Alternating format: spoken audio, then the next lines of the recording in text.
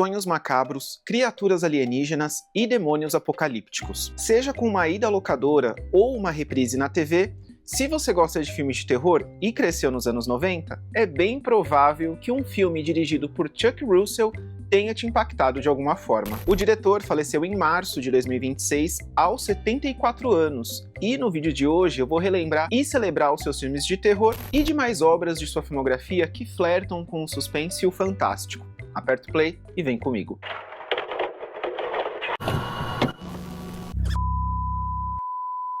Oi, eu sou o Felipe Pérez e seja muito bem-vindo e bem-vinda ao Filmes Encontrados, um espaço para quem é apaixonado por filmes e séries de terror e suspense.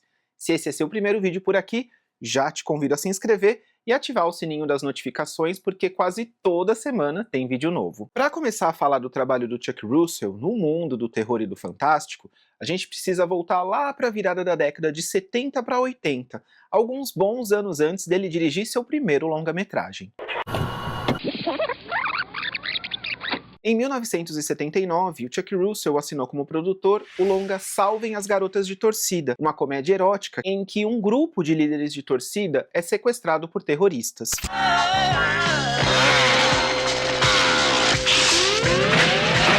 Cheerleaders, Wild Weekend. It'll grab you by the pom-poms. Em seu trabalho seguinte, o Chuck Russell trabalhou também na produção, mais precisamente como produtor de linha, no que viria a ser o primeiro filme de terror propriamente dito de sua filmografia, O Carro Sinistro, de 1980, em que uma mulher herda uma casa e um carro de sua tia e, ao passar alguns dias no local, começa a sofrer acidentes inexplicáveis envolvendo tal carro. The Hearse, a classic experience in fright. Russell nunca teve receio de dizer que sua carreira no cinema começou justamente com filmes de gênero, ainda que não se limitasse a um único gênero. Em entrevista ao portal Crypt Rock, ele afirmou, abre aspas, "Comecei no terror, então achavam que eu continuaria nessa linha e me tornaria alguém como John Carpenter. Sou um grande fã de filmes e acho que ficaria terrivelmente entediado se me limitasse a apenas um gênero." E esse tipo de comparação se deu muito por conta da trajetória dele nos anos 80, já que, após trabalhar em O Carro Assassino como produtor de linha, seus trabalhos seguintes continuaram ligados ao cinema de gênero. Em 1981, ele assinou como produtor executivo o slasher Noite Infernal, protagonizado pela Linda Blair, um filme em que um grupo de jovens vai passar a noite em uma mansão gótica, uma mansão aí que tem um passado macabro. E lá em 82, também como produtor executivo, ele trabalhou no suspense psicológico Sedução e Medo, com a Morgan Fairchild, em que uma mulher é perseguida por um fotógrafo obcecado. She's being watched. She's being followed. Jamie, I want to make love to you. Now she's fighting back with the only weapon she has, herself, the seduction, at a theater near you. Um ponto de virada importante em sua carreira foi o terror de ficção científica Morte nos Sonhos. Além de assinar como produtor associado, o Russell teve ali o seu primeiro roteiro produzido para cinema, ali em uma produção da 20th Century Fox, que reunia nomes como Max von Sydow e Christopher Plummer no elenco. Escrito em parceria com cineastas David Lowery e Joseph Ruben, a história acompanha Alex, um jovem com poderes psíquicos que é recrutado para participar de um misterioso projeto do governo. A princípio, ele acredita que esse experimento vai ajudar pacientes traumatizados através dos sonhos, mas ele logo descobre que os seus poderes podem estar sendo usados para algo muito mais sinistro. Um projeto audacioso. Penetrar no sonho de uma outra pessoa. A mais fascinante das missões. Ele vai morrer. Morte nos Sonhos. Um filme inédito com Dennis Quaid, Max von Sydow e Christopher Plummer. Neste sábado. E não demorou muito para o Chuck Russell mostrar que aquela experiência com o universo dos sonhos não tinha sido por acaso, porque algumas das temáticas trabalhadas em Morte nos Sonhos anteviram elementos que fariam parte do projeto que seria sua grande estreia como diretor alguns anos depois. Mais precisamente, em 87, com o lançamento de A Hora do Pesadelo 3, Os Guerreiros dos Sonhos. Agora uma pausa aqui. Imagina começar o seu currículo de diretor com a que viria a ser uma das melhores continuações de uma das mais famosas franquias do horror. Eu falo isso porque eu adoro o terceiro filme de A Hora do Pesadelo, E vamos combinar que ele tá sim entre ali as melhores sequências da franquia, né? Concorda comigo? Além de A Hora do Pesadelo 3 marcar o retorno do Wes Craven ao universo do Fred Krueger, Wes, né, que era o criador e diretor do filme original, agora voltava como roteirista e produtor executivo. E o terceiro filme, ele serviu para ampliar a mitologia do personagem, né, e levou a franquia a um novo patamar nas bilheterias. Pro Russell, era uma estreia de peso. Seu primeiro filme como diretor chegava justamente em uma das franquias de terror mais populares dos anos 80, e se transformaria em um dos grandes sucessos do icônico vilão Fred Krueger. Fred Krueger está de volta, transformando seus sonhos em pequenos pedaços de morte. A Hora do Pesadelo 3, quarta, 9h30 da noite, no Festival de Filmes do SBT. E é interessante saber que a versão que chegou às telas de Hora do Pesadelo 3 passou por uma grande transformação durante todo o processo de pré-produção. Wes Craven escreveu em parceria com Bruce Wagner o primeiro tratamento, né, o argumento do filme, enquanto Craven estava envolvido com A Maldição de Samantha, de 86. E como Wes não estaria disponível para dirigir o filme, a New Line Cinema chamou Chuck Russell para assumir a direção, e ele acabou também reescrevendo o roteiro em parceria com Frank Darabont. A dupla modificou grande parte do roteiro, e isso acabou gerando algumas diferenças criativas em relação à visão que Wes Craven tinha para essa terceira história. Enquanto Wes imaginava algo mais sombrio, Chuck Russell queria explorar o lado mais imaginativo e surreal dos sonhos, criando situações mais extravagantes e dando ainda mais espaço para a criatividade visual. Ou seja, embora o argumento dessa parte 3 tenha vindo do Wes Craven, a versão que a gente conhece hoje tem muito mais da personalidade do Chuck Russell. E acho que aqui vale destacar um trecho da crítica do locutor e crítico de cinema Michael Medved, que chegou a estampar um anúncio de jornal enquanto o filme estava em cartaz. Ele escreveu, abre aspas, "a continuação de uma continuação que bate o original, cheio de efeitos especiais bizarros e criativos que entregam momentos assustadores." E essa observação sobre os efeitos especiais criativos é interessante quando a gente olha para o trabalho do Chuck Russell, porque esse seria basicamente um dos elementos que ele levaria ainda mais longe em seu filme seguinte. You flattered it. Nicely mounted, but... And action.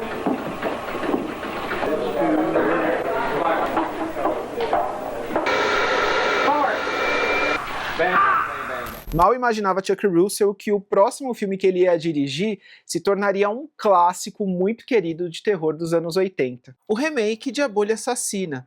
E eu falo isso porque na época o filme foi considerado um fracasso de bilheteria e recebeu críticas mistas. Algumas foram positivas, como a do crítico Joel Siegel, que afirmou que este é um dos raros casos de um remake mais assustador e divertido que a obra original. Mas também havia questionamentos por parte da crítica sobre a relevância da refilmagem. Um exemplo, para contextualizar um pouco, é a crítica da Janet Maslin, publicada no The New York Times, que destacou o aumento da violência em relação ao filme original e questionou se o remake teria, a longo prazo, a mesma importância que o clássico de 1958. O tempo acabou mostrando que sim. Uma criatura misteriosa, levando pânico e destruição a uma cidade.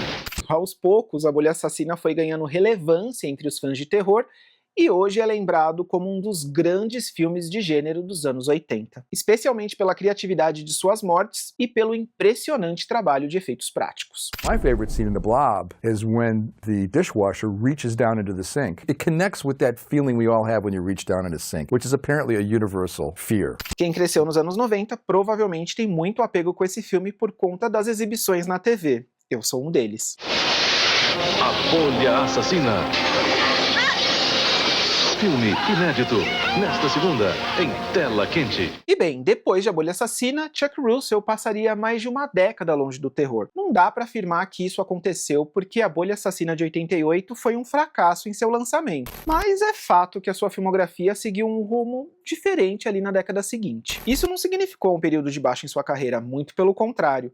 Nos anos 90, o Russell mergulhou de vez no cinema de grande orçamento e emendou sucessos como O Máscara, de 94, e Queima de Arquivo, de 96. E foi justamente O Máscara, lançado ali, como eu comentei, na metade dos anos 90, que se tornou o maior fenômeno comercial de sua carreira até então. O filme, que teve um orçamento estimado em 23 milhões de dólares, arrecadou mais de 350 milhões de dólares no mundo todo e ainda recebeu uma indicação ao Oscar de melhores efeitos visuais. E aqui eu posso falar por mim, porque assim como A Hora do Pesadelo 3 e A Bolha Assassina, O Máscara também foi um filme que marcou muito a minha infância e adolescência, principalmente por conta das inúmeras exibições na televisão e também ali por conta da época das locadoras, né?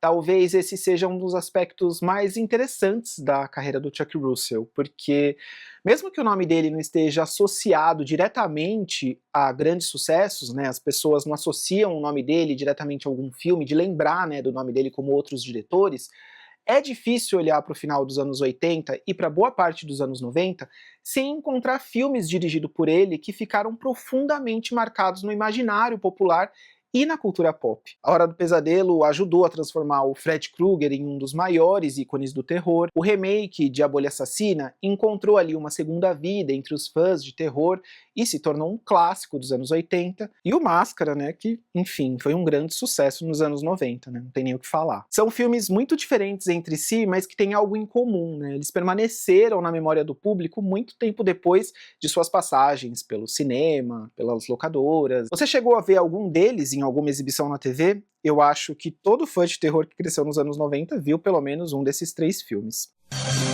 Fim de ano na Globo. Jim Carrey O Máscara. Enlouquecendo os bandidos. O Máscara. Filme inédito. Nesta segunda. Mas e o retorno ao terror? Ele aconteceu 12 anos após o lançamento de A Bolha Assassina, com um terror sobrenatural Filha da Luz, lançado em 2000, filme que explora os medos e o clima de pânico que cercavam ali a virada do milênio. Protagonizado por Kim Basinger, o filme ainda contava com Christina Ricci no elenco, além de nomes como Jimmy Smith e Rufus Sewell. O roteiro é baseado no livro de mesmo nome da autora Kathy Cash Spellman e conta a história da Maggie, uma enfermeira que acaba se tornando a principal responsável pela sobrinha Corey, depois que a mãe dela desaparece. Anos mais tarde, a mãe da criança retorna querendo recuperar a guarda da filha, mas a Maggie começa a perceber que existe algo muito mais sinistro por trás desse reencontro, e também que a garotinha tem um poder sobrenatural que pode salvar a humanidade. Esse é um filme que eu associo muito à época das locadoras, porque aluguei Filha da Luz assim que ele ficou disponível. Bom, olha aqui atrás de mim, eu ainda tenho na minha coleção o banner de divulgação do filme guardado desde aquela época. Adoro essa tagline que tem aqui no cartaz lá, ó. A última esperança da humanidade acaba de fazer 6 anos. E aqui no cantinho, falando que o filme estava disponível em VHS dublado e legendado. E acho que assim como outras obras que foram lançadas também ali entre a virada do milênio, né, Filha da Luz, Dominação, tem O Fim dos Dias com Schwarzenegger, eu acho que esses filmes funcionam muito como uma cápsula do tempo de um período muito específico, né, que foi a virada do milênio. Era uma época em que a tecnologia e a internet estavam transformando, né, a nossa relação com o mundo, enquanto o cinema de gênero também abraçava cada vez mais a possibilidade da computação gráfica, né.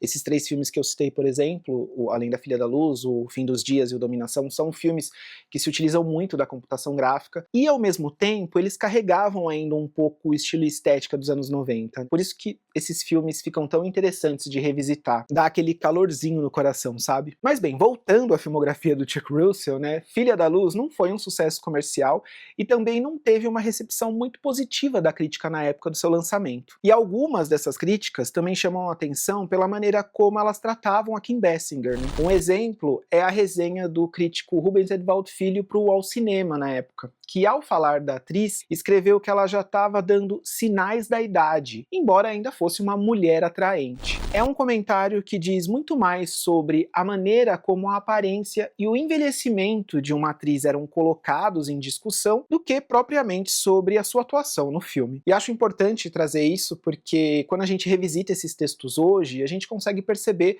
como alguns discursos envelheceram, né? E como podiam ser bastante cruéis. Falando um pouco da minha opinião sobre o filme, Eu gosto bastante da relação que ele constrói entre a personagem da Kim Basinger e a pequena Cody, né, interpretada pela Holly Stone Coleman. É justamente nessa relação que a Filha da Luz encontra boa parte da sua força emocional. E acho que, assim como aconteceu com A Bolha Assassina, ainda que em proporções menores, o filme foi conquistando uma relação diferente com o público ao longo dos anos, né? E hoje pode ser revisitado como um terror nostálgico ali do início dos anos 2000. Mas os adoradores das trevas querem levá-la para o lado de Satanás.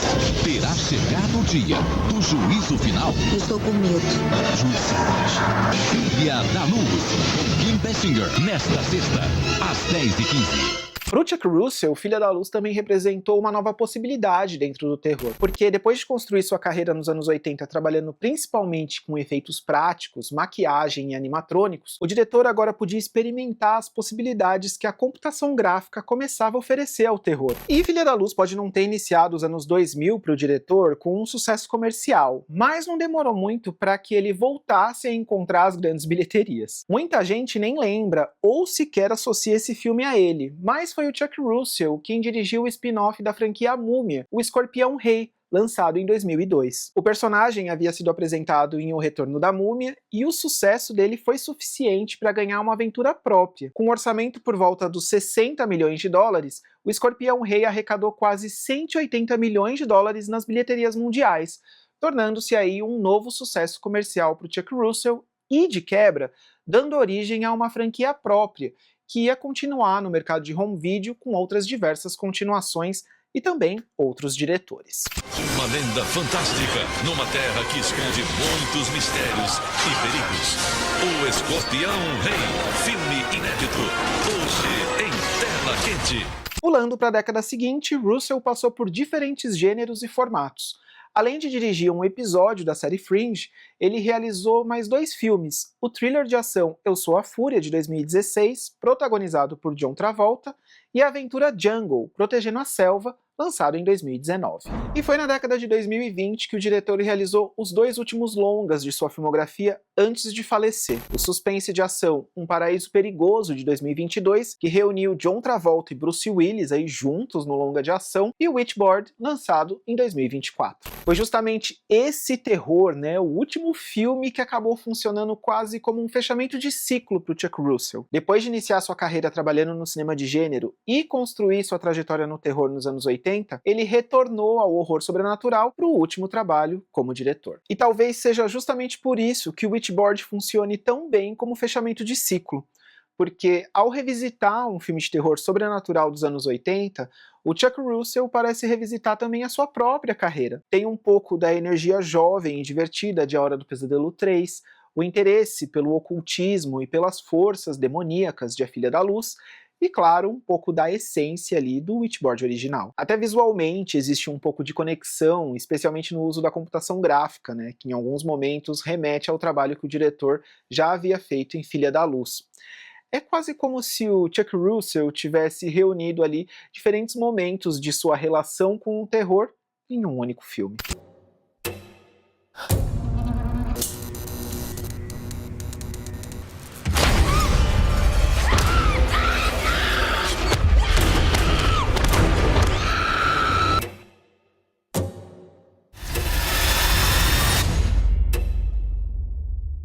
Se você ainda não assistiu esse último trabalho dele, já fica aqui como recomendação.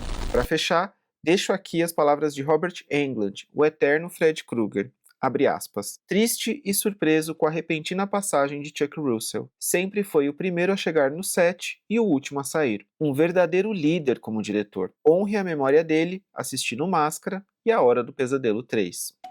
Agora me conta, qual o seu filme preferido do Chuck Russell e qual memória você tem com ele? Eu gosto demais de Hora do Pesadelo 3, Bolha Assassina, né? Filha da Luz, adoro esses 3 filmes, curti bastante também Witchboard, acho que ele conseguiu aí fazer algo bem diferente do original, mas me conta aqui nos comentários, né, qual a sua relação com os filmes desse diretor, se você já conhecia a filmografia dele, e se curtiu esse vídeo, deixa um like e um hype para que esse conteúdo seja mais recomendado aqui na plataforma, confere se está inscrito para receber os próximos conteúdos, e a gente se vê no próximo vídeo aqui do Filmes Encontrados. Até lá!